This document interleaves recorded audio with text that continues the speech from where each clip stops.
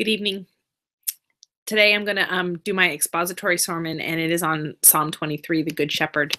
And Psalm 23 is one of the most famous psalms in the Old Testament, and rightly so because it is beautifully written and it is really comforting, and it has helped countless of people over thousands of years. And however, if we look at the psalm more closely, we can see that when we pay particular attention to each verse, that there is so much more to glean from it than just what we first see. Now, Psalm 23 is attributed to David, and it was likely written by him after he became the king of Israel. However, we have to remember that David was a shepherd in his early days, and he had an intimate understanding of the ways of the sheep and how to shepherd them the best. He knew what a good shepherd would do for his sheep, what dangers there were to be faced, and how to best ensure that his sheep were well tended and cared for. Sheep were important to the Israelites because they were used not only in ritual sacrifices, but they also did things like provide meat, milk, and wool to make clothing, and their hides could also be used too. And sheep were also an indication of wealth. The more sheep you had, the richer you were assumed to be, so you really wanted to take really good care of those sheep. Now, Psalm 23 begins, "The Lord is my shepherd, I shall not want." And the shepherd does not just stand watch over his flock. He is the guide, the doctor, the provider of food, and the protector. And owing to this, if the Lord is my shepherd, then I, in turn, must be a sheep. Now, sheep are not intelligent animals. They are easily led astray. They can easily be scared and easily be picked off by predators. And to be honest, they're just dumb. They have to have someone to look after them in order to survive. And so too with us. The Lord takes care of us and our every need. And just as sheep have to trust their shepherd, we too must trust God and trust that he will supply our every need. Now, the idea of God as a good shepherd is found throughout the Old Testament, and it was even first mentioned in Genesis. So we see it in Genesis 49, verse 24, and it is also found in the New Testament. For example, just remember Jesus's parable of the good shepherd in John 10. He makes me lie down in green pastures. Now, sheep will not lie down if they are afraid, or if there's some social issues between the sheep, or if they're bothered by flies, or even if they're hungry. The shepherds need to tend to these needs, and then he can take his sheep to the best possible place, and he makes them rest for their own good. Sheep do not know what is best for them, but the shepherd does. And so often we too do not know what is best for us. We think we might, but our view is limited, and often God puts us in a place where we too must rest, whether it's through an illness or something like that. But we have to rest every day. And God created the Sabbath for that too. It is a time of rest. So it's very, very important. Next verse continues, "He leads me beside quiet waters." Now, sheep are afraid of moving water. You ever tried to swim in a wool swimsuit? It doesn't work. Sheep know this. And because of this, they really do not want to drink from running water. They want quiet waters.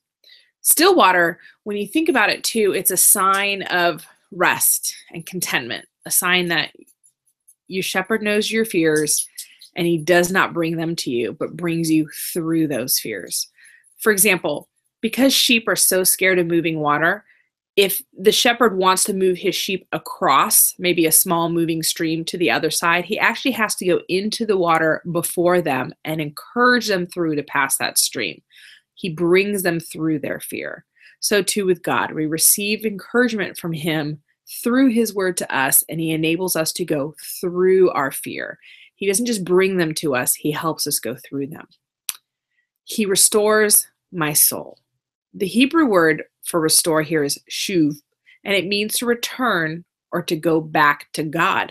And a good shepherd would restore his lost sheep, his injured sheep, or sheep that were on the wrong path or in the wrong flock. God does the same with us, calling to us in an effort to restore us to him, whether or not we are lost from him, or we are injured, or we're just on the wrong path. He guides me in the path of righteousness for his name's sake. Sheep must be led to be fed. They are pretty blind, actually, and so they're dependent on their shepherd to show them the way to food and to water. And these paths to the best pastures are well known by the shepherd, but he does not follow the same path the same time, because otherwise the sheep would trot on their own feces and make a mess of themselves. But instead he varies it as he goes, and they thrive because of this variation. And he doesn't take them to the same feeding ground every single time, because otherwise, after a while, there wouldn't be much there to eat. He varies it. And we are dependent on God just like the sheep is to the shepherd. We are dependent on God the same way for our own sustenance. We may think we can take care of ourselves, but truly our provision must come from him. Whether we acknowledge it or not, he directs our steps. And if we wander too far, like a stubborn sheep, we are in danger and do not receive the best that he has to offer us. Now, if you look at, he guides me in the path of righteousness for his name's sake. Now, for his name's sake, a shepherd is judged as a good shepherd based off of the condition, the behavior, and the welfare of his sheep. So too with God. When we walk the paths of righteousness, we too are making a statement about the reputation of our God. We show him to be a good shepherd based on our own condition, our own behavior, and our own welfare. Now, probably one of the most famous verses, even though I walk through the valley of the shadow of death, I will fear no evil, for you are with me.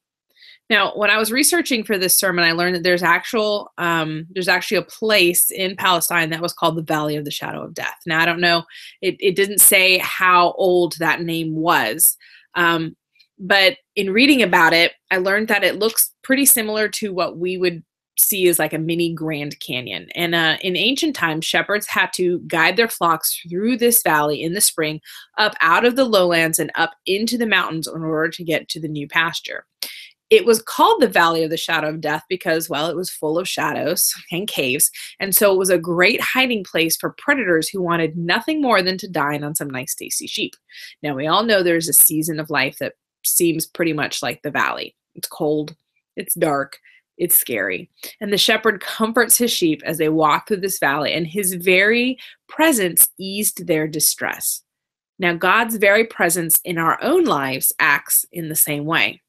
Your rod and staff, they comfort me.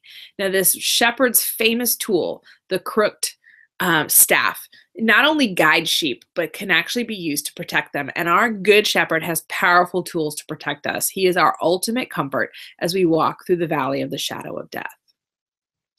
You prepare a table before me in the presence of my enemies. And the shepherd would lead the sheep to areas that looked similar to a tabletop. If you think of the mesas in the southwestern part of the US, but just obviously much, much smaller. And the shepherd would have to go and remove noxious weeds and other poisonous plants so the sheep would not get ill because, again, they're not the smartest of creatures and they would just eat whatever was there. He would ensure that the feeding ground was safe for his flock.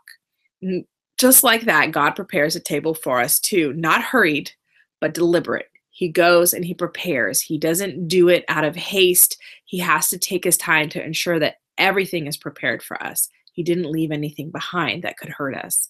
He takes great care for us, and this shows that we are important and special to him, just as though taking care of his sheep shows that his sheep are important or special to the shepherd. You anoint my head with oil, my cup runneth over. Now, sheep obviously have no hands, and if not careful, the sheep's eyes and mouth could get covered with flies, and the sheep would then try to remove these flies by banging their heads repeatedly on rocks. And obviously, this would be damaging to the sheep, which would cause them to bleed, and them bleeding would in turn attract more flies. And so a good shepherd would anoint the heads of the sheep with oil so that the flies would not be attracted to the sheep. Now, if we think of anointing in human terms, we know that people are anointed with oil as a distinction of their importance. God sees us as important, and he wants us to know that we are, so he anoints us. Just like he anointed David to be king when David was brought out of the fields because he was a shepherd, and he was anointed as the future king of Israel. God ensures that the table of his feast, our cup is overflowing. And now I want you to think of a picture of a guest. There's a guest and their cup can be refilled often. And as soon as it gets a little bit empty, it's immediately refilled. How are you going to feel if that happens to you? You're going to feel really welcomed. You're being well tended to, well taken care of. Now, think about the flip side of that. If your cup is never refilled, you ask and you never get it refilled. How does that make you feel? Probably an indication that it's time to leave. You're not really wanted. And so God desires for us to remain with him. And so he ensures that our cup at his table is always filled.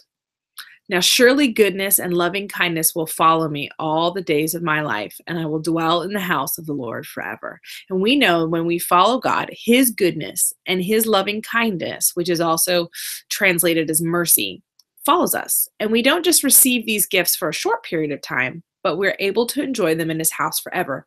They always follow us forever. So you see that the Psalm 23, is a beautiful reminder of the care and attention that God gives to us. He goes to great length to ensure that we are taken care of. He ensures that we are provided for in a myriad of ways. And he's with us through the tough seasons of life, through the valleys, and rewards us by being with us forever.